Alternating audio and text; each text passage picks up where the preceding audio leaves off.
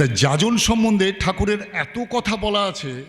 ঠাকুর বলছেন যাজন মানুষকে দারিদ্র ব্যাধি থেকে মুক্ত করে দেয়, যাজন মানুষকে কর্মী করে দেয়, যাজন মানুষকে হতাশা থেকে মুক্ত করে দেয়। যখন যখন যে কোনো জীবনের সমস্যায় পড়ি না কেন, তখন ওই নাম ধ্যানে ঠাকুরের কাছে আমার সমস্যার সমাধানটা ফেলি। কেন ঠাকুর আমার এত কষ্ট, কেন ঠাকুর আমার এত অভাব, কেন আমি সবার দ্বারা ধিক্কৃত, এই প্রশ্নটা যখন ওই ঠাকুর বলেছেন সত্যানুসরণে কারণমুখী হওয়ার নাম আধ্যাত্মিকতা, এই কারণটা আমি খুঁজবার চেষ্টা করতে লাগলাম ঠাকুরের কাছে বসে। যাজন ছেড়ে খুঁজলে কাজ, কাজ পাওয়াতে পড়ে বাজ, সিদ্ধ নয় মন্ত্র দেয়, মরে মারে করে ক্ষয়। এই যে পারিপার্শ্বিক জগৎটা দেখছেন না, ঈশ্বর সবার মধ্যে একায়িত হয়ে আছে। ঠাকুর হরেন ভদ্রকে বললেন এই ওর দরজাটা লাগিয়ে দিবি, তার ঘর হচ্ছে না, দরজার পয়সা নেই। ঠাকুর বললেন ওর ঘরটা লাগিয়ে দিবি। সাংসারিক জীবনে যে অকৃতকার্য, আধ্যাত্মিক চক্ষুতা তমসাচ্ছন্ন সংসার জীবনে প্রতি মুহূর্তে আপনি যদি আধ্যাত্মিকতা না মানেন, তাহলে কখনোই আপনি সংসার জীবনে সফলতা আনতে পারবেন না, কখনোই আপনি সফলতা আনতে পারবেন না।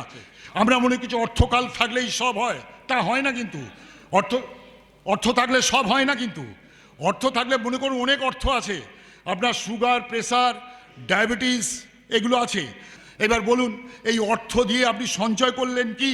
ঠাকুর কাউকেই বলেননি যে তুমি দীক্ষা নাও তোমার সব হবে। দীক্ষা নিলে সব হয় না, তবে দীক্ষা নিলে সব হয় প্রোভাইডেড।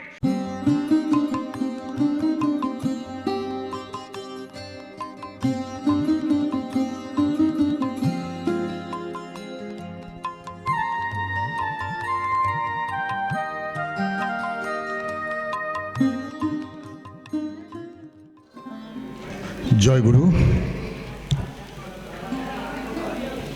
শ্রী শ্রী ঠাকুরের চরণে আমার আভূমি লুণ্ঠিত প্রণাম। ঠাকুর ধর্ম বলতে বোঝাতে চেয়েছেন, যেটুকুন আমি বুঝেছি আপনাদের কাছে শেয়ার করি। ধর্ম বলতে ঠাকুর বলছেন ধর্মের কথা যারা বলে তারা ধর্ম কথক। তাদের ঠাকুর ধার্মিক বলেননি, যাজকও বলেননি। আর ধর্মের কথা যারা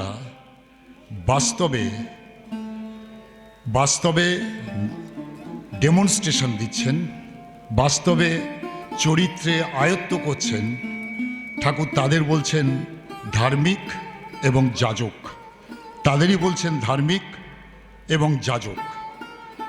সেই জন্য এই চিন্তন শিবিরের আমার আরেকটা আবেদন আছে।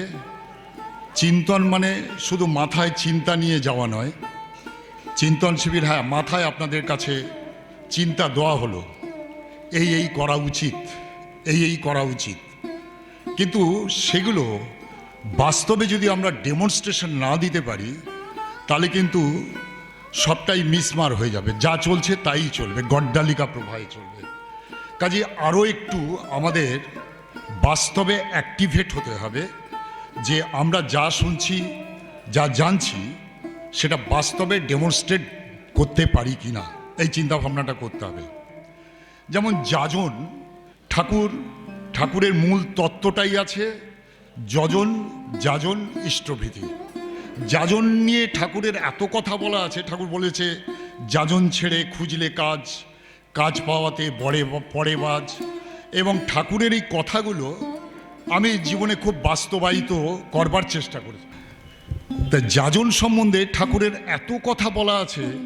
ঠাকুর বলছেন যাজন মানুষকে দারিদ্র ব্যাধি থেকে মুক্ত করে দেয়, যাজন মানুষকে কর্মী করে দেয়, যাজন মানুষকে হতাশা থেকে মুক্ত করে দেয়। আমি একটু আমার কথা দিয়ে বলি। আমার কথা দিয়ে বললে আমার বোঝাতে সুবিধে হবে। এটা যেন ভাববেন না আমার কথা বলছি, এটা বোঝানোর সুবিধের জন্য বলছি। যেমন দেখেছি, আমি যখন দীক্ষা নিলাম তখন পড়াশোনা আমি শেষ করিনি, পড়তেই দীক্ষা নিয়েছি। আর দীক্ষা নিয়েছি, এমন একটা ভুল করেছি দীক্ষা নিতে গিয়ে, সে ভুলের কোনো ক্ষমাই পেলাম না সারা জীবন। সেটা হচ্ছে মা বাবাকে না বলে দীক্ষা নেওয়া। তার জন্যে প্রচুর আমায় কষ্ট করতে হয়েছে এই দীক্ষার জন্যে। যেহেতু মা বাবাকে না বলে দীক্ষা নিয়েছি, আমার মা বাবার প্রশ্ন জাগলো, তাহলে মা বাবার চেয়ে বড় গুরু কে আছে প্রশ্ন। তা আমি ওই স্কুল মানে পড়াশোনার জীবন থেকে খোঁজবার চেষ্টা করেছি, মা বাবাকে এই উত্তরটা দেবো কী করে, মা বাবাকে এই উত্তরটা দেবো কী করে। এবং তারপরে যখন নিরামিষ খাওয়া ধরলাম, নিরামিষ খাওয়া ধরাতে আমার মা বাবার প্রচণ্ড অশান্তি শুরু করলো, প্রচণ্ড, সে ভাবা যায় না। এখানে আমার সঙ্গী আছে একজন, রতনদা আছে, রতনদা জানে, তিনি জানেন, প্রচণ্ড অবস্থা, সে বাড়ির মধ্যে খেতেই পাই না এমন অবস্থা। এমন হলো যে বন্ধু বান্ধবদের নেমন্তন্ন করেছেন, করে খেতে দিয়েছেন, মুরগি কেটেছেন, মুরগি কেটে আমাকে খেতে দেবেন, আমি তো যথারীতি খাওয়া থেকে উঠে পড়েছি, চলে গেছি, সেই নিয়ে সারাদিন অশান্তি। আমি বাড়ির বাইরে বেরিয়ে গেলাম, লোকের বাড়ি বাড়ি ঘুরতে লাগলাম। কারণ ঠাকুর একটা কথা বলেছেন, তোমার যখনই ডিপ্রেশন আসবে তখনই তুমি যাজনে বেরিয়ে যাবে। যদি কোনো বাড়িতে অশান্তি হয় তুমি যাজনে বেরিয়ে যাবে। আমি যখন গুরু ভাইদের বাড়ি ঘুরে ঘুরে বেড়াতে লাগলাম। তাহলে যাজন আমাদের জীবনে একটা, তবে মা বাবাকে উইন করার মতো রসদটা আমি দীর্ঘদিন পেয়েছি, পরে পেয়েছি। মা বাবাকে উইন করেছি, উইন করার পর আমার মা বাবা মৃত্যুর আগে পর্যন্ত বলে গেছে যে না, আমি তোর বাবা বলেছিলেন, খুব সন্তোষজনক একটা প্রশংসা আমার করে গেছেন এবং তিনি শান্তি পেয়েছেন আমাকে নিয়ে, এইটা কিন্তু প্রকাশ করে গেছেন। এই যে প্রকাশটি আমি মনে করেছিলাম আমার মা বাবাকে যাজনের, আমি বোধহয় জৈত্র হয়েছিলাম, যাজন জৈত্র, যেটা শতনুজ্ঞা। বাড়িতে যখনই টাসেল হয়েছে, এই ঠাকুরকে নিয়ে আমার সাথে যখনই টাসেল হয়েছে, বাড়িতে দেখছি অশান্তি হওয়ার উপক্রম, আমি সঙ্গে সঙ্গে গুরু ভাইদের বাড়ি বেরিয়ে গেছি, দেখি ঠাকুরের কথা বলা যায় কিনা।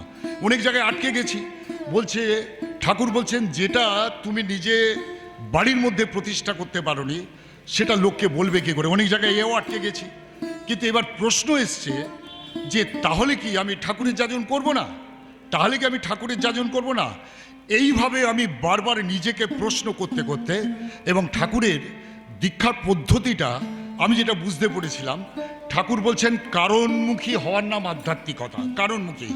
কাজে আমি যখন জীবনটা পেলাম, আমার জীবনে কিভাবে এই সমস্যার সমাধান করব, এইভাবে ঠাকুরের কাছে আমি বসতে লাগলাম।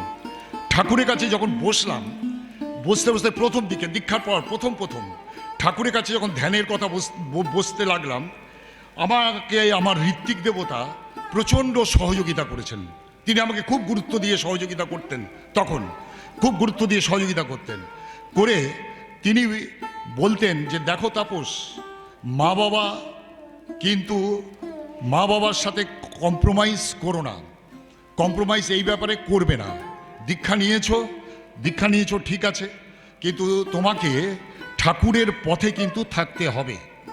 এই অবস্থায় আমার কাছে, আমি নাম ধ্যান যখন করতাম তখন দেখলাম মাথার যন্ত্রণা করতে শুরু করলো, প্রচণ্ড মাথার যন্ত্রণা করতে শুরু করলো। এই মাথার যন্ত্রণা যখন শুরু করলো তখন আমি আমার ঋত্বিক দেবতার কাছে গেলাম। ঋত্বিক দেবতাকে গিয়ে বললাম যে দাদা এরকম মাথার যন্ত্রণা করছে। বলছে তুমি তো নিরামিষ খাচ্ছ না।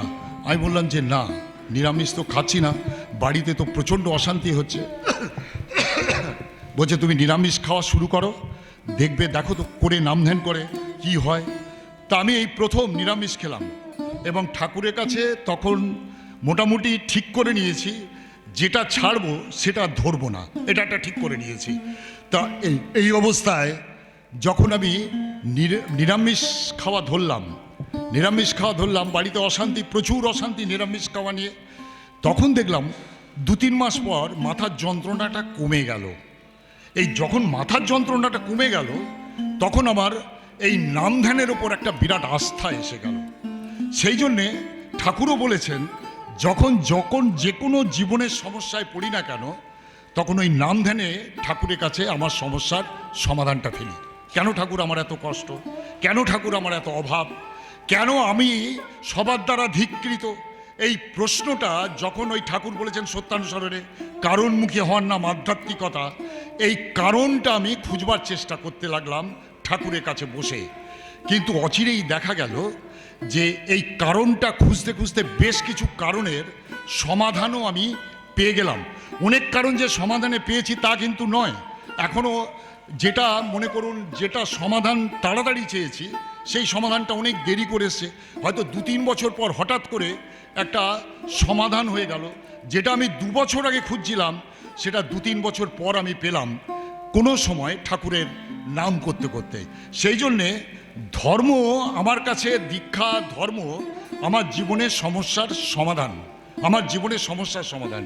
এই স্কুল থেকে যখন দীক্ষা নিলাম, পড়াশুনো করি, দীক্ষা নেওয়ার পর উৎসব হচ্ছে, আমার ঋত্বিকদেব বলল তাপস উৎসবে যেতে হবে, উৎসবের কালেকশন করতে হবে। আমি যাজনের পাঠ বলছি, কিন্তু আমি কিন্তু যাজনের পাঠ বলছি, উৎসবে যেতে হবে। আমি বললাম ঠিক আছে যাব। বলে এই নাও একটা বিল, 10 পাতার বিল দিল, 10 পাতার বিল দিল। তা বিল দিয়ে বললো যে বিলটা তুমি কালেকশন করবে। তখন আমি তো পড়ি, স্টুডেন্ট, আমি বললাম বিলটা আমি কার কাছে কালেকশন করব? বিলটা আমি কার কাছে কালেকশন করব? আমার তো লোকজনের সাথে সেরকম যোগাযোগ নেই, আমার সাথে লোকজনের সেরকম যোগাযোগ নেই যে আমি কালেকশন করব। তখন উনি বললেন তোমাকে কিন্তু কালেকশনের জন্য দিইনি। মানে তাহলে কী জন্যে দিলেন? বলে তুমি এই বিলটা নিয়ে কালেকশন করবার জন্যে মানুষের কাছে যাবে, মানুষ তোমাকে প্রথমেই বলবে কেন চাঁদা দেবো, অনুকূল ঠাকুরকে কেন চাঁদা দেবো, এই যে প্রশ্নগুলো করবে, তুমি তো ভেবা চাকা খেয়ে যাবে। আমরা হ্যাঁ আলবৎ। তখন বলছে এই প্রশ্নগুলো করলে তুমি এই উত্তরগুলো খুঁজবে, উত্তরগুলো খুঁজবে। ঠাকুরের বইতে এর উত্তর আছে, তুমি আমার থেকে ঠাকুরের বই নিয়ে যাবে, দরকার হলে তুমি আমার কাছে আসবে, এবং তুমি এই উত্তরগুলো খুঁজবে বলেই তুমি এইটাই হবে তোমার যাজন, তাকে তুমি কনভিন্স করতে পারবে। এই উত্তরগুলো খুঁজবে, খুঁজে তুমি যখন তাকে কনভিন্স করবে তখনই হবে এটা যাজন।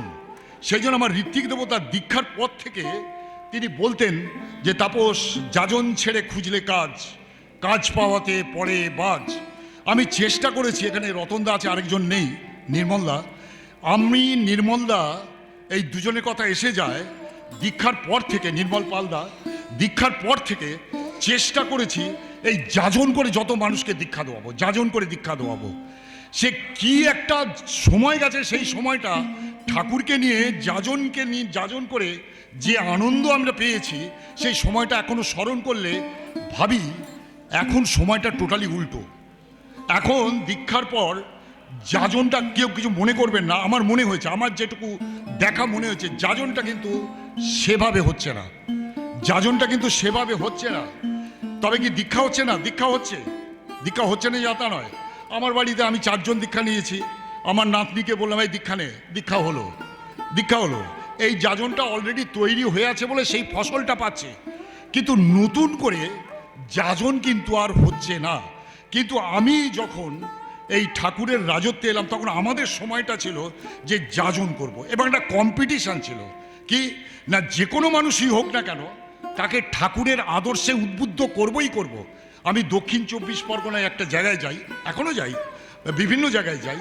একটি জায়গায় তখন 2004 সাল 5 সাল, আমার বয়স তখন কত কম, সেই সময় আমি ওই 2 জন গুরু ভাই ছিলেন যারা আমাকে নিয়ে যেত।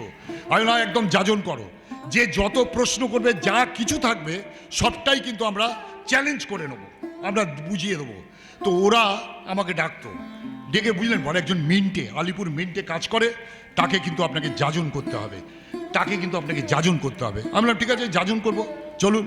বলে চল বিকেলবেলা, ও বিকেলে সন্ধেবেলা আসে, রাত্রিবেলা আসে, আমি আর আপনি বিকেলবেলা গিয়ে বসে থাকবো।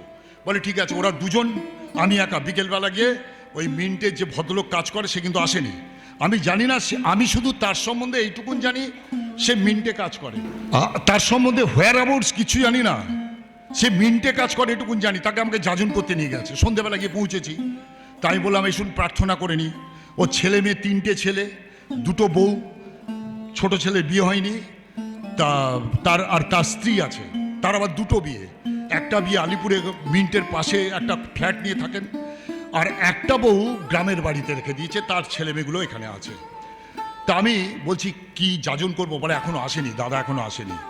তো 6টার সময় 5টার সময় গেছি, 6টার সময় প্রার্থনা করলাম, 7টা 8টা 9টা 10টা 11টা যে বলে কি যাজন করতে এনেছেন, তো বসেই আছি চলুন বাড়ি ফিরে। বলে না দাদা এখানেই থাকতে হবে, ওকে এখানে জবাব মানে যাজন করতেই হবে, এখানে থাকতে হবে। তাই বলে এখানে থাকতে হবে? বলে হ্যাঁ এখানে থাকতে হবে। তখন আমি বললাম ঠিক আছে থাকি। তো জেগে থাকবো? বলে জেগে থাকলে তো ভালো হয়। বলে পাগল হয়ে গেছেন, কত রাত অবধি জেগে থাকবো? দেন আমি শুচ্ছি। তা আমি শুয়ে পড়েছি। ঠিক 11:30 12টার সময় একটা আমি শ্লোক শুনতে পারলাম, গীতা শ্লোক। কি?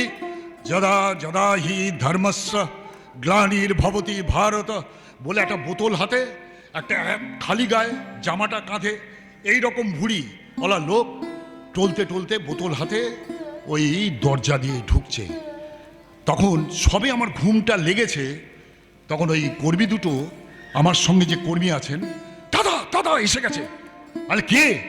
বলছে ওই যে দাদা এসে গেছে, মদন দা এসে গেছে। তো মাতাল? বলে এই মাতাল হোক, ওকে যাজন করতে হবে, ছেলেগুলো সব দীক্ষা নেবে, বাবার জন্য পাচ্ছে না। তাই আমি বললাম এই সর্বনাশ, মাতালকে আমি যাজন করব? বলে হ্যাঁ মাতালকে যাজন করতে হবে। তখন আমার মাথা খুব রাগ হয়ে গেছে। আর ও কি কিছু বুঝবে? যাজন করবো যে? তখন ওরা বলছে না দাদা যাজন করতে হবে। তা আমি খুব মনে মনে গুম মেরে বেছিলাম, গুম মেরে একটু ঠাকুরকে স্মরণ করে নিলাম। তাই করতে করতে বলছে আপনি ঋত্বিক? আমি বললাম যে না। তখন বলছে আপনি কি করতে এসছেন? আরে ঠাকুরের প্রচার করতে এসেছি। আপনি তো দীক্ষা দেবেন? আমি বললাম দীক্ষা আমি দিই না, দীক্ষা ঠাকুর দেন। এই যাজন করছি, ওনাকে যাজন করছি, একদম পয়েন্ট টু পয়েন্ট ওর উত্তরটা দেওয়ার চেষ্টা করছি। ও কিভাবে আছে সেটা বোঝবার চেষ্টা করছি। তখন বলছে আপনি ঋত্বিক নয় এসছেন, তাহলে এসছেন কেন? আমি কিন্তু দীক্ষা নেবো না, দীক্ষা নিলে আমার ছেলে মেয়েরা নেবে। তা দীক্ষা কে দেবে? না দীক্ষা আমার মাধ্যমে হবে, তবে ঠাকুর দীক্ষা দেবেন। বলে ঠাকুর কি করে দীক্ষা দেবে? ঠাকুর কি এখানে আসেন? আমি বললাম আলবাত আসে। বলে কি করে প্রমাণ দেবেন? না আমার কাছে তার একটা পাঞ্জা আছে, পাঞ্জার মাধ্যমে তিনি কিন্তু দীক্ষা দেবেন, তবে আধারটা আমি। এবার আমি কিন্তু ওর গুরু নয়। বললাম, ও আবার বলেছে আমাকে তা আপনি তো গুরু হবেন। না আমি গুরু হব না। ঠাকুরের একটা কথা আছে, সিদ্ধ নয়, মন্ত্র দেয়, মরে মারে, করে ক্ষয়। ভারী মজার ব্যাপার। এই কথাটা আমি আরেকজনকে বলেছিলাম, একটা মিশন, নাম বলছি না। আমার এক গুরু ভাই সোদপুরে থাকে। সে একদিন আমায় প্রশ্ন করে বলছে যে তাপসদা আমি তো এরকম হয়েছে, আমাকে আমি অ্যাক্সিডেন্ট হয়ে পড়ে আছি, আমাকে ফিজিওথেরাপি করতে আসবে একটি ছেলে, তাকে একটু যাজন করতে হবে। আমি এ প্রসঙ্গে আসবো এটা বলিনি। তা আমি বললাম ঠিক আছে, কে? বলে অমুক, তার যা বিবরণ দিল। আমি বললাম ভাই ওটা আমার দ্বারা হবে না। বলে কেন? বলে ওরা আমি বললাম ওরা বেদান্ত প্রচুর পড়াশুনো করেছে, আমি তো বেদান্ত নিয়ে অত পড়াশুনো করিনি, আমার তো জানা নেই। ওই ঠাকুরের দীক্ষা একটু দু কথা বলতে গিয়ে যেটুকুন ঠাকুরকে জানা দরকার, যেটুকুন বলা দরকার কাজ চালাবার জন্য, সেইটুকুন বলি। আর সেইটুকুনি নিয়ে পুঁজি নিয়ে আমি চলছি, ওদের সাথে যাজন করতে পারবো। বলে না একটু আলাপ করুন না। তা আমি বললাম ঠিক আছে। ওর পিড়াপিড়িতে আমি গেলাম। যাওয়াতে দেখলাম, তা আমি জিজ্ঞেস করলাম আপনি অমুক গুরুর দীক্ষিত? বলে হ্যাঁ। তো অমুক গুরুর দীক্ষিত, তা অমুক গুরু তো আপনি কার থেকে দীক্ষা নিয়েছেন? না আমি অমুকের থেকে দীক্ষা নিয়েছি। তাহলে আমি বললাম তাহলে আপনার গুরুকে? তা গুরু বলতে সে যার থেকে দীক্ষা নিয়েছে তার কথা বলছে, কিন্তু অরিজিনাল যিনি সদ্গুরু তার কথা বলছেন না। তখন আমি বললাম তা আপনি গুরু হচ্ছে আপনার যার থেকে দীক্ষা নিয়েছেন সে গুরু? বলে হ্যাঁ। আমি তখন চাই ছবিটার দিকে, সদ্গুরুর ছবি, তার সদ্গুরু যাকে বলছেন তিনি ইনি কে? তখন বলছে না ইনিও আমার গুরু। আমি গুরু কটা হয়? গুরু তো একটা হয়, গুরু কটা হয়? তখন বলছে না উনি। আমি বললাম বলতে পারলেন না আপনি ঠিক বলতে পারলেন না। দেখুন ভগবান পুরুষোত্তম যখন নররূপে আসেন, আপনি দেখবেন তাদের মধ্যে খুব কম পুরুষোত্তম নিজে দীক্ষা দিয়েছেন। বলে কৃষ্ণের কথা বললাম। আমি রামচন্দ্রের কথা বললাম, আমি বুদ্ধদেবের কথা বললাম, এর শিষ্যদের কথা বললাম, এরা কিন্তু দীক্ষা দেয়, এরা কিন্তু প্রত্যেকে দীক্ষা দেয়। আচ্ছা বলুন তো, অনাথ পিণ্ডত কি গুরু হয়েছে, না বুদ্ধদেব গুরু হয়েছে? না, বুদ্ধদেব গুরু হয়েছে। তাহলে বা মোদগলায়ন সে কি গুরু হয়েছে? আনন্দ সে কি গুরু হয়েছে? না, গুরু তো বুদ্ধদেব হয়েছে। পিটার সে কি গুরু হয়েছে? না, গুরু যীশুখ্রিস্ট হয়েছে। তাহলে আপনি তাকে গুরু বললেন কেন? গুরু বললেন কেন? দেখুন, আমরা যারা ঋত্বিকের পাঞ্জা নিয়ে চলি, আমরা কিন্তু দীক্ষা দিই, কিন্তু গুরু কিন্তু আমরা হই না। আমরা কিন্তু গুরু হই না। কেন কি না, ঠাকুর বলেছেন সিদ্ধ নয় মন্ত্র দেয়, মরে মরে করে ক্ষয়। আরে আমার কি ক্ষমতা আছে দীক্ষার মাধ্যমে ওর কর্মফল তো আমার মধ্যে চলে আসবে, আমি সেটা কি করে নেবো? আমি তো শেষ হয়ে যাব, সেটা তো আমি নিতে পারি না। তাই গুরু কি করেন, তিনি কারুর মাধ্যমে দীক্ষাটি দেন, তারা দীক্ষা দেন না, মাধ্যমে দীক্ষা দেন। মাধ্যমটা উপযুক্ত মাধ্যম হওয়া চাই। আপনারা জানেন রেডিও, আকাশবাণী গান চলে, রেডিওতে অনেক সেন্টার আছে, টিভি সেন্টার আছে, ওকে বলছি আর কি। বিবিধ ভারতী আছে, এখন তো রেডিও উঠে গেছে। বিবিধ আমাদের সময় ছিল আকাশবাণী কলকাতা, বিবিধ ভারতী শিলং, আমরা সব ওই আমাদের অ্যামিউজমেন্ট ছিল রেডিও। পরে টিভি আসাতে সব শেষ, এখন ইন্টারনেট আসাতে টিভিও শেষ, ইন্টারনেটই সব চলছে। তা আমি ওকে বললাম, এই রেডিও দেখবেন, আপনি যদি শিলংয়ের চ্যানেল চালান, আপনি আকাশবাণী কলকাতার কোনো গান শুনতে পারবেন না। এটা ঠিক তাই, আমরা ওই চ্যানেলের কাজটা করি, জিনিসটা জানিয়ে দিই, আর ঠাকুর উপস্থিত থাকেন পাঞ্জার মাধ্যমে। ঠাকুর ওই দীক্ষাটি তিনি সঞ্চার করেন। সেই জন্য দেখবেন, এই যে আপনি যার কাছে বসে আছেন, এ কিন্তু ঠাকুর ধরে নিরামিষ খাচ্ছে, এ কিন্তু সাধন ভজন করে, কিন্তু আপনি তো নিরামিষ খান না। আপনি কতটুকু সাধন ভজন করেন? আপনাকে তো দেখে মনে হচ্ছে না। তো কতটুকু বলেন, না আমরা ওই নামে মাত্র দীক্ষা নিয়েছি, তাকে স্মরণ করি, তিনি বলে দিয়েছেন তাকে স্মরণ করলেই হবে। আমি বললাম, জীবনের দীক্ষা কথাটা এসছে দক্ষ হওয়ার তুক, মানে তো দক্ষ হওয়ার তুক। তাহলে এই দক্ষটি আপনি হবেন কি করে? আপনি তো হতে পারছেন না। আপনার সদ্গুরু যা বলে দিলেন সেটা তো আপনি হতে পারছেন না। কেন হতে পারছেন না? এইটা ভালো করে চিন্তা করবেন। কিন্তু দেখুন, এই সব সাধারণ মানুষেরা, দেখুন আজকের দিনে যেটা সবচেয়ে মানুষের কাছে মানে আসক্তির ব্যাপার, মাছ, মাংস, ডিম, পেঁয়াজ, রসুন, কাঁকড়া, মদ, এইগুলো কিন্তু অবলীলাক্রমে ছেড়ে দিয়েছে। অবলীলাক্রমে এই মানুষটি প্রত্যেক দিন প্রার্থনার পর এই বিশ্বের মঙ্গল কামনা করে। এরা কেউ এদের কথা খবরের কাগজে বেরোয় না, এদের কথা টিভিতে দেখায় না, কিন্তু এরা কিন্তু মানুষের মঙ্গলের জন্য চালিয়ে যাচ্ছে। এই জিনিসটা কিন্তু ভালো করে বুঝবেন। আমি সেই মাতাল লোকটাকে ঠিক সারা রাত্রির ধরে একের পর এক প্রসঙ্গত থেকে প্রসঙ্গতর চলে গেছে, আমি উত্তর দিয়েছি। সকালবেলা যখন ওনার নেশা কেটে গেছে, তখন গম্ভীরের ঘরের ভেতর ঢুকে গেল। ঘরের ভেতর ঢুকে দিয়ে সকাল হয়ে গেছে, বাথরুম করে ইষ্টবিধি করে প্রার্থনা করে আমি বলছি আবার যাবো, দীক্ষা তো হবে না, যাবো। তখন ওনার স্ত্রী এসে বললো, দাদা আমার ওই 3টে ছেলে আর 2টো বউকে দীক্ষা দিয়ে দিন। দীক্ষা দিয়ে দিলাম। তা ঠাকুরকে বললাম, ওই মাটিকে বললাম, তো উনি নেবেন না, উনি বেরোচ্ছেন না কেন? বলে উনার বেরোবার মতো মুখ নেই, উনার নেশা কেটে গেছে, বেরোবার মতো মুখ নেই, আপনি ওদের দীক্ষা দিন। যদি ও কোনো দিন দীক্ষা নেয় আমি আপনাকে বলবো। কিন্তু আজও দীক্ষা নেয়নি। কিন্তু আমার স্যাটিসফ্যাকশন একটাই, যে আমি লোকটাকে অন্তত কিছুটা হলেও বোঝাতে পেরেছি। এই যাজনটা কিন্তু বর্তমানকালে আমি কিন্তু নিজে বলছি, যাজনটা কিন্তু বর্তমানকালে থেমে গেছে। এখন কি দীক্ষা হচ্ছে না? আপনারা বলবেন তাহলে কি দীক্ষা হচ্ছে না? হচ্ছে, দীক্ষা হচ্ছে। ওই ঠাকুরের নামে শুনে কিছু কথাই দীক্ষা হচ্ছে। ঠাকুর কিন্তু কোনো একমুখী প্রজেক্ট নিয়ে আসেনি। যাজনের মধ্যে দিয়ে তার ডেভেলপমেন্ট চেয়েছেন, তার কর্মফল কাটাবার চেষ্টা করেছেন। শুধু তাই নয়, যে মানুষটিকে যাজন করা হচ্ছে তারও দায়িত্ব নিয়েছেন। কিন্তু শুনে শুনে দীক্ষা নিয়ে যিনি আগ্রহ করে এসেছেন, এটা ভালো, এটা যে হচ্ছে না তা নয়, কিন্তু ওই সার্বিক যাজনটা কিন্তু আমাদের থেমে গেছে, সার্বিক যাজনটা থেমে গেছে। এবার যাজন করতে গেলে আমরা কিন্তু প্রতি মুহূর্তে অশ্রদ্ধার কবলে পড়ি, কিন্তু অশ্রদ্ধার কবলে পড়ি, কিন্তু শ্রদ্ধাকে পাই না তা নয়।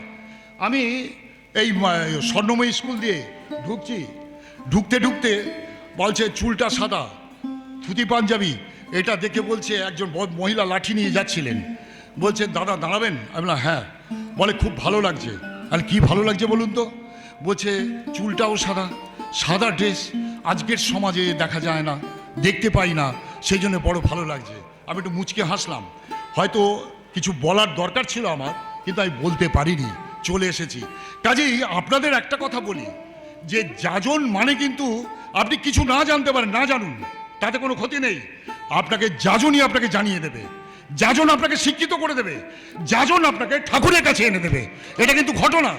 যাজন এমন জিনিস, যাজনই আপনাকে নাম ধ্যান পয়নশীল করবে, যাজনই আপনাকে প্রার্থনায় বসাবে। এই যাজন এমন জিনিস, যেভাবেই হোক আপনারা যাজন করুন, অন্য কোনো কথা বাদ দিয়ে। 1950 সাল, আপনারা জানেন 1948 সালে ঠাকুর জ্যোতি আশ্রম প্রতিষ্ঠা করেছিলেন। জ্যোতি আশ্রম অক্টোবর মাসে। এই জ্যোতি আশ্রমে অক্টোবর মাসে 48 সালের পর থেকে ঠাকুর বেশিরভাগ সময় ওই জ্যোতি আশ্রমে তিনি থাকতেন, জ্যোতি আশ্রমে থাকতেন। জ্যোতি আশ্রমে 1950 সাল 2রা এপ্রিল ঠাকুর জ্যোতি আশ্রমে বসে আছেন। সামনে সমস্ত জ্যোতিরা আছে। জ্যোতি আশ্রমে কিন্তু মায়েদের ঢোকা নিষেধ ছিল, মায়েরা ঢুকতেন না, জ্যোতিরাই বেশি থাকতেন। আর তার সাথে একটি লোকের ছাড় ছিল, সেটা হচ্ছে প্রফুল্ল কুমার দাস, বাণী লেখক, তার ছাড় ছিল। এই তিনিও আছেন। এবার সামনে শরৎ হালদারদা আছেন, শরৎ হালদারদা বসে আছেন। ঠাকুর আনমনে খানিকটা যেন অপ্রকৃতস্থ হয়ে গেছেন। অপ্রকৃতস্থ মানে কিছু একটা ভাবছেন, কিছু একটা শুনছেন। ঠাকুরের মুখের দিকে সবাই তাকালেন, তাকিয়ে ভাবছেন যে ঠাকুর কিছু একটা শুনছে বা ভাবছে। কি না, একটা পাখি ডাকছে, পাখি ডাকছে, পাখির ডাকটা তিনি শুনছেন, পাখির ডাকটা তিনি শুনছেন। তখন ঠাকুর বলছেন, এই বলতে পারিস তোরা এটা কি পাখি ডাকছে? তো কেউ বলতে পারলেন না। শরৎ হালদারদার সামনে ছিলেন। শরৎ হালদারদাকে বললেন, আচ্ছা শরৎদা বলুন তো এটা কি পাখি ডাকছে? শরৎদাও বলতে পারলেন না। শরৎদাকে বললেন, চিরচেতনের সাথে যুক্ত পারিপার্শ্বিক জগৎ সম্বন্ধে অচেতন, অথচ আপনারা বলছেন আমরা চিরচেতনের সাথে যুক্ত, গর্ব করছেন, অথচ পারিপার্শ্বিক সম্বন্ধে কোনো চেতনতা আপনাদের মধ্যে আসেননি। তাহলে চেতনতা আসবে কি করে? ঠাকুর সঙ্গে সঙ্গে শরৎ হালদারকে বললেন, শরৎদা যান, পাখিটার ডাক শুনে ওই জায়গাটায় যান, কোথায় পাখিটা ডাকছে দেখুন, দেখে চিনতে পারেন কিনা দেখুন। যদি না চিনতে পারেন আশেপাশের লোককে জিজ্ঞেস করবেন, তাহলে কিন্তু জেনে নেবেন এটা কোন পাখি ডাকছে। বলে ঠাকুর বলছেন, আসলে কি জানেন শরৎদা, আমরা বক্তৃতায় অনেক কথা বলি, বক্তৃতা আগেই বলেছি, আমাদের আলোচনা বক্তব্য শোনা। ঠাকুর আরও একটা কথা বলেছেন, সেটা বলি, আমি নিষ্ক্রিয় আলোচনা একদম পছন্দ করি না। কারুর কারুর শোনার বিলাসিতা থাকে, আর আমার তো আছে বক্তৃতার বিলাসিতা আছে, শোনার বিলাসিতা আছে আমাদের। কিন্তু ওই শোনাটাকে কর্মে আমরা রূপদান করবার চেষ্টা করি না। যতক্ষণ না কর্মে রূপদান করার না চেষ্টা করছি, ততক্ষণ পর্যন্ত ওটা ধর্মের পর্যায়ে এলো না, ওই সবটাই ব্যর্থ হয়ে গেল। তাই ঠাকুর শরৎদাকে সঙ্গে সঙ্গে যেতে বলেছেন, গিয়ে বলেছেন, শুনুন, এই যে পারিপার্শ্বিক জগৎটা দেখছেন না, ঈশ্বর সবার মধ্যে একায়িত হয়ে আছে, ঈশ্বর সবার মধ্যে একায়িত হয়ে আছে। এই তাকে, এই পারিপার্শ্বিককে জানা মানে ঈশ্বরকে জানা। তিনি এই সবার মধ্যে একই হয়ে আছেন, সেই পারিপার্শ্বিক। তাই দেখবেন ঠাকুর এই ধর্ম মানে কিন্তু পারিপার্শ্বিকের কথা বারবার বলেছেন, ধর্ম মানে পারিপার্শ্বিকের কথা ভালো বলেছেন। পারিপার্শ্বিকটা কি? যেমন আমি, আমার পারিপার্শ্বিক, আমার ইমিডিয়েট পারিপার্শ্বিক, আমার মা, আমার বাবা, আমার ভাই বোন বউ, এদের মধ্যে আমি ধর্ম সঞ্চারিত করতে পারছি কিনা। এরপরে কি আছে? এরপরে আছে আমার পাড়া প্রতিবেশী, এরাও আমার পারিপার্শ্বিক, এরা ইমিডিয়েট পারিপার্শ্বিক নয়, এরাও কিন্তু আমার পারিপার্শ্বিক। তারপরে আছে সমাজ, রাষ্ট্র, এই সবটাই কিন্তু আমার দায়িত্ব। শুধু তাই নয়, ঠাকুর বলছেন পৃথিবীর সৃষ্টি হয়েছে, আমি খুব সংক্ষেপে বলি, পৃথিবীর সৃষ্টি হয়েছে, পৃথিবীর সৃষ্টি হয়েছে কি থেকে? পৃথিবীর মধ্যে আছে আলো, পৃথিবীর মধ্যে আছে মাটি, পৃথিবীর মধ্যে আছে জল, এটা অজৈব, অজৈব উপাদান, জল, মহাকাশ, বাতাস, এই সবটাই কিন্তু পারিপার্শ্বিক আমার। এটারও পরিচর্যা না করলে ভুল করা হবে। ঠাকুর তাই সারা জীবন এই পারিপার্শ্বিকের ব্যাপারটা তিনি খুব গুরুত্ব দিয়ে বলেছেন। ওই 1948 সালে শরৎদাকে বলছেন, শরৎদা, ঈশ্বর সম্বন্ধে সন্ধিৎসা আছে, কিন্তু পারিপার্শ্বিক সম্বন্ধে অনুসন্ধিৎসা নেই, এটা কিন্তু ভালো নয়। ঈশ্বর কিন্তু এই জগৎ, সমস্ত জগৎ পরিব্যাপ্ত হয়ে আছেন। তখন শরৎদা ফট করে বলে ফেলেছেন, এই নানা দিকে মত গেলে তো মনটা বিক্ষিপ্ত হয়ে যায়। ঠাকুর সঙ্গে সঙ্গে বলছেন, এই নানাটা যখন একে রূপান্তরিত, একের জন্য হয়, তখন কিন্তু সবটাই সঙ্গতিপূর্ণ হয়। তার জন্যে আপনাকে অনুশীলন করতে হবে, ইন্দ্রিয়ের অনুশীলন করতে হবে। কারণ ইন্দ্রিয়ের অনুসন্ধিৎসা বা যদি অনুশীলন না হয়, তাহলে কিন্তু অতীন্দ্রিয় জগতের সন্ধান কিছুই পাবেন না। ইন্দ্রিয় অনুশীলন করতে হবে। ইন্দ্রিয়গুলো কি? চক্ষু, কর্ণ, নাসিকা, জিহ্বা, ত্বক, এগুলো অনুশীলন করতে হবে। ঠাকুর এখানে বসে ওই রাস্তা স্বর্ণময়ী স্কুলের কাছে যদি একটা পায়রা পায়খানা করে থাকে, ঠাকুর এখান থেকে নাকে গন্ধ পেতেন। পায়রার পায়খানা কেউ গন্ধ পায়? এখানে পায়খানা করলেও গন্ধ পাবেন না। ঠাকুর কিন্তু না গন্ধ পেতেন। ঠাকুর কিন্তু গন্ধ পেতেন। কি করে পেতেন? ঠাকুর সেদিন বলেছিলেন, ঠাকুর দূরের জিনিস দেখতে পেতেন। ঠাকুর বলছেন, কি করে চোখের দৃষ্টিশক্তি বাড়ানো যায়, কি করে নাসিকার যে শক্তি বাড়ানো যায়। ঠাকুর বলছেন, তুমি রাত্রে ঘুমোচ্ছ, বাড়ি একটা বাইরে পায়ের শব্দ হয়েছে, তোমার ঘুম ভাঙেনি। একটা কুকুর, সে কিন্তু তার ঘ্রাণ শক্তি দিয়ে বুঝে নিয়েছে, ওখানে কে এসছে, সে সঙ্গে সঙ্গে জেগে গেল। তাহলে তার যে ইন্দ্রিয়ের যে ক্ষমতা, আমরা মানুষ শ্রেষ্ঠ জীব, আমাদের ইন্দ্রিয়র ক্ষমতা কেন কমে গেল? কারণ ইন্দ্রিয়ের অনুশীলনটা আমাদের নেই। আমরা অখাদ্য, কুখাদ্য, অনাচার, ব্যভিচারের মধ্যে দিয়ে আমার ইন্দ্রিয়গুলোকে আমরা ভোঁতা করে ফেলেছি। তাই আমাদের ইন্দ্রিয়ের অনুশীলন নেই। ঠাকুর এই অনুশীলনগুলো বারবার করতে বলেছেন। সে অনেক কথা বলা যায়। ঠাকুর কিন্তু অবাক কাণ্ড, তিনি কিন্তু পারিপার্শ্বিকের যা কিছু আছে কোনোটাই কিন্তু ফেলে দেননি। এমনকি বিশ্ব ব্রহ্মাণ্ডও আমার পারিপার্শ্বিক। তিনি সবার সাথে আমাদের একটা লিঙ্ক আপ করবার চেষ্টা করেছেন। আমি জানি না সে কথাগুলো আর বলতে পারবো কিনা, তবু দু একটা কথা বলি। ঠাকুরের জীবনে দেখা গেছে, ঠাকুর একটা হনুমান পুষেছিলেন পাবনাতে। মনে করুন ওই মাতৃমন্দির থেকে যেখানে বিশ্ববিজ্ঞান কেন্দ্র ছিল, কয়েকটা হনুমান খাঁচার মধ্যে বন্দী ছিল, কয়েকটা হনুমান কিন্তু ছেড়ে দেওয়া হয়েছিল। সেই ছেড়ে দেওয়া হনুমানগুলো ওই মানুষকে ভীষণ জ্বালাতো। কেদার ভট্টাচার্যের বাড়িতে বেড়ার ঘর ছিল তখন পাবনাতে। তার বাড়ির মা, তিনি বেড়ার ঘর তো রিপেয়ার করতে পারেন, একটা ফুটো হয়ে গেছে। তিনি কি করতেন, রাত্রিবেলাটা লাঠি নিয়ে ঘুমোতেন। ওই হনুমান আসলে সঙ্গে সঙ্গে লাঠির বাড়ি মারতেন, হনুমানটা পালিয়ে যেত। কারণ ঠাকুর ছেড়েছিলেন মানুষকে সচেতন করবার জন্যে। এইটা দেখে একজন ভক্ত ঠাকুরের, তিনি হনুমান পোষেছিলেন। হনুমানটাকে তিনি কোমরে একটা শেকল দিয়ে বেঁধে রেখেছিলেন। বেঁধে রাখার পর হনুমানটা বড় হতে লাগলো। এবার বড় হতে হতে খেয়ে পেয়ে যখন বড় হলো, তখন দেখা গেল আস্তে আস্তে শেকলটা মাংসের সাথে লেগে গেছে, শেকলের ওপর দিয়ে মাংস গজিয়ে গেছে। ঠাকুর খুব বলছেন, ননিমণ্ডলদাকে ডাকলেন, ডেকে বললেন যে, হ্যাঁ রে, ওর চিকিৎসা কর। এই চিকিৎসা করা হলো। চিকিৎসা করতে করতে তাকে ভালো করা হলো, ওটাকে অপারেশন করা হলো। অপারেশন করার পর তা সুস্থ করা হলো। সুস্থ করার পর তাকে দুধ খাওয়ানো হলো। ঠাকুর রেগুলার খোঁজ নিচ্ছেন, দেখুন তার যে পারিপার্শ্বিকের রেগুলার খোঁজ নিচ্ছেন। তিনি যখন সুস্থ করে দিলেন, তখন হনুমানটি একদিন পালিয়ে গেল। তার মা এসে তাকে নিয়ে চলে গেল। কিন্তু মজার ব্যাপার, যখন ঠাকুর রাস্তা দিয়ে হেঁটে যেতেন, হনুমানটা কাছে এসে দাঁড়িয়ে ঠাকুরকে দেখতো, ভাবতো এই জীবন দেবতা আমার জীবনটাকে কিভাবে বাঁচিয়ে দিয়েছে। তিনি এইভাবে তার পারিপার্শ্বিকে তিনি যা করেছেন। গ্রামের মুসলমান বাবর আলী, নাম বলে ফেললাম, জানি না কি রিপার্কেশন হবে, তার খাওয়া নেই, তার বাড়ির ছাদ নেই। ঠাকুর হরেন ভদ্রকে বললেন, ওর দরজাটা লাগিয়ে দিবি, তার ঘর হচ্ছে না, দরজার পয়সা নেই। ঠাকুর বললেন, ওর ঘরটা লাগিয়ে দিবি। তো ঘরটা ঠাকুর অর্ডার দিয়ে দিয়েছেন। হরেন ভদ্র কিন্তু দরজাটা লাগায়নি। হরেন ভদ্র যে কোনো কারণে দরজাটা লাগায়নি। তা এইবার বাবর আলী যখন যাচ্ছে, বাবর আলীকে, এদিকে আয়, বলে কি তোর ঘর দরজা লাগিয়েছিস? বলে না ঠাকুর, লাগানো হয়নি। ও তো আর হয়নি। বলে কেন, হরেন করেনি?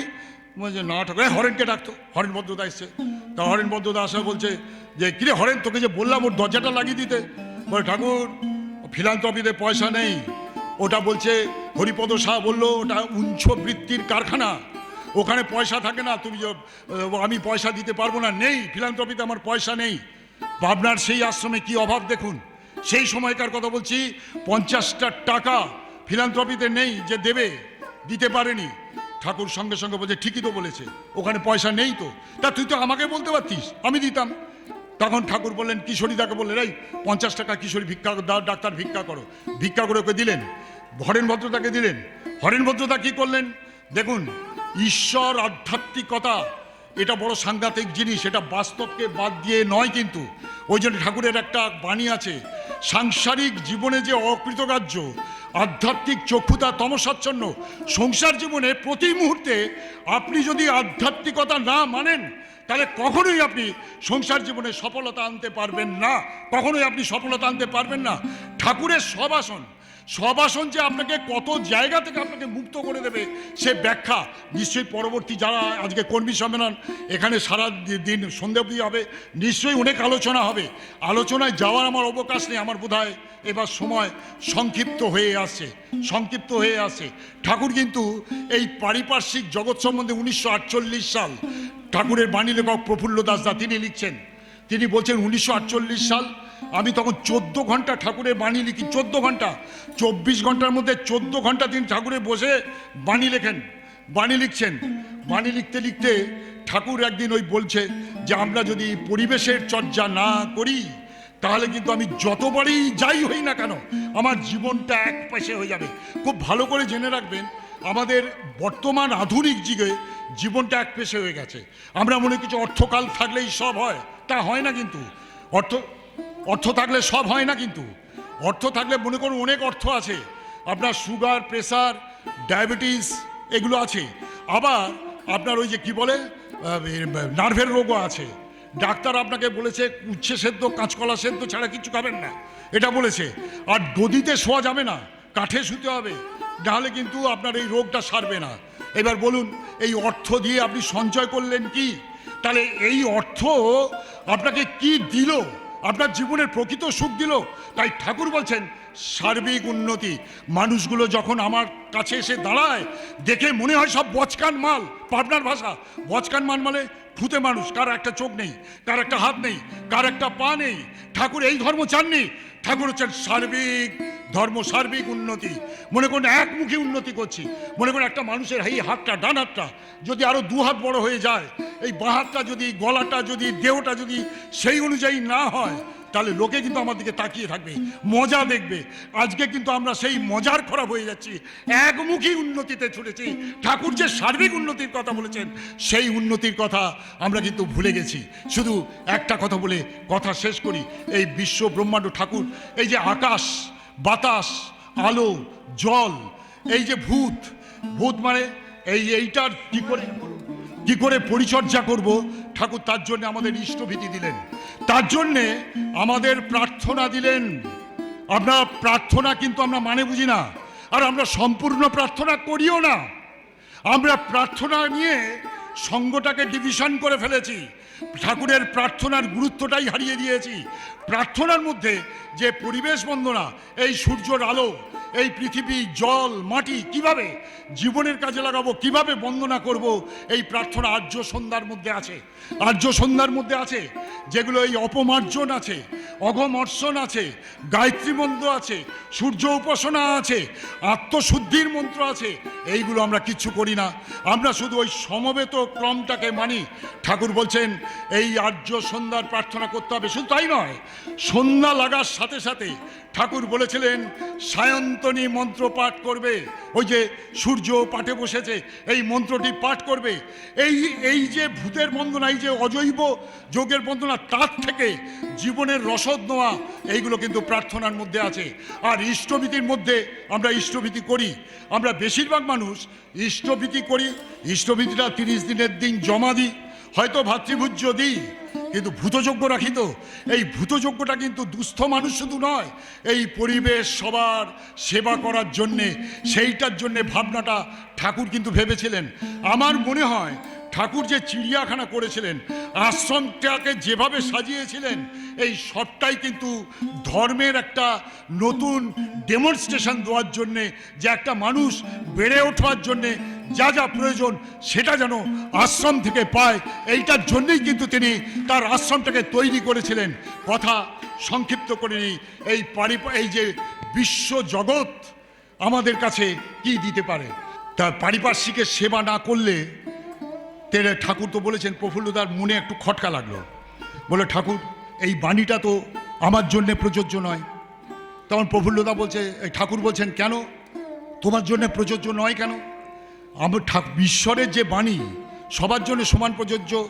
ধর্ম মানে যেখানটায় তোমার ফাঁক থাকবে সেই ফাঁক দিয়ে তোমার ত্রুটি ঢুকে যাবে, গ্রহ ঢুকে যাবে, তুমি মানুষটা এক পেশে হয়ে যাবে, তোমার জন্য প্রযোজ্য। তখন বলছে ঠাকুর আমি 14 ঘন্টা আপনার কাছে বানিয়ে লিখি, পেচ্ছা পায়খানা ঘুম এগুলো আছে, খাওয়া আছে, রান্না আছে, এগুলো সব আছে, এগুলো করে আপনার কাছে সেই ভোরবেলা আসবো কখন? তা আপনি বলে দিন কখন আমি পারিপার্শ্বিকের সেবা করব। ঠাকুর বলে দিচ্ছেন, কি বলছেন, তোমার ঘুমটা আরও 1 ঘন্টা আগে ভাঙাতে হবে। 1 ঘন্টা আগে ভাঙালে তুমি প্রসন্ন প্রসাদ থেকে এই যে বড়াল বাংলো আসছো, এই রাস্তার মধ্যে কোনো গুরুভাই পড়ে না, কোনো গুরুভাইয়ের বাড়ি পড়ে না? বলে হ্যাঁ পড়ে। বলে তাদের সাথে খোঁজ নেবে, তারা কেমন আছে খোঁজ নেবে, কি করছে খোঁজ নেবে, কোথায় আছে খোঁজ নেবে। খুঁজে দেখলে তার পরিবারের শিশুরা পায়খানা হয়েছে, পায়খানা হওয়ার জন্যে তাকে জিজ্ঞেস করবে যে আপনি শিশুকে ডাক্তার দেখিয়েছেন তো?